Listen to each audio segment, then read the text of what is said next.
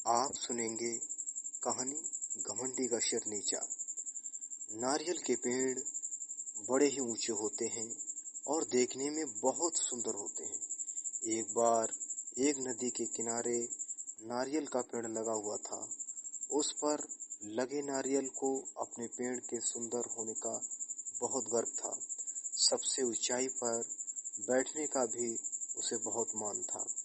इस कारण घमंड में चूर नारियल हमेशा ही नदी के पत्थर को तुच्छ पड़ा हुआ कहकर उसका अपमान करता रहता।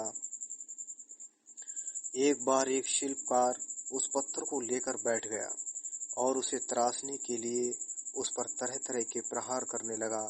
ये देख नारियल को और अधिक आनंद आ गया। उसने कहा, ए पत्थर, तेरी भी क्या जिंदगी है। पहले उस नदी में पड़ा रहकर इधर उधर टकराया करता था और बाहर आने पर मनुष्य के पैरों तले रौंदा जाता था, और आज तो हद ही हो गई। ये शिल्पी तुझे हर तरह से चोट मार रहा है और तू पड़ा देख रहा है। अरे, अपमान की भी सीमा होती है। कैसी तुच्छ जिंदगी जी रहा है। मुझे देख, कितने शान से इस ऊंचे वृक्ष पर बैठता हूँ। पत्थर ने उसकी बातों पर ध्यान ही नहीं दिया। नारियल रोज इसी तरह पत्थर को अपमानित करता रहता था।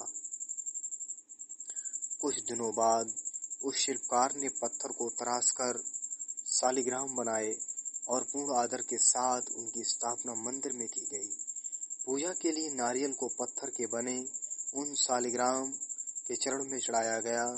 इस पर पत्थर ने नारियल से बोला, नारियल भाई, कष्ट सहकर मुझे जो जीवन मिला उसे ईश्वर की प्रतिमा का मान मिला।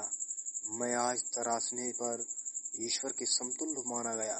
जो सदैव अपने कर्म करते हैं वे आदर के पात्र बनते हैं, लेकिन जो अहंकार घमंड का भार लिए घूमते हैं वो नीचे आ गिरते हैं। ईश्वर के लिए समर्पण का महत्व है, घमंड का नहीं।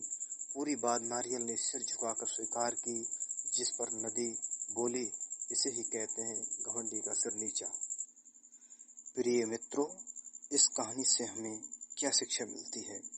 घमंडी का सिर नीचा, इस कहानी से हमें यही शिक्षा मिलती है कि घमंड करके स्वयं अपनी छवि का अपमान करते हैं। घमंड मनुष्य जीवन के लिए एक शत्रु की तरह है, जो हमेशा उसके लिए विनाश का मार्ग बनता है। कहते हैं ना, सफलता मिल जाती है, लेकिन जो इस सफलता पर घमंड नहीं करते, वास्तव में वही सफल होते हैं। घमंडी व्यक्ति कितना भी ऊपर उठ जाए, एक दिन वो नीचे आकर गिरता है, और उस वक्त जो उसका अपमान होता है, उससे बड़ा श्राप उसके लिए कुछ नहीं होता।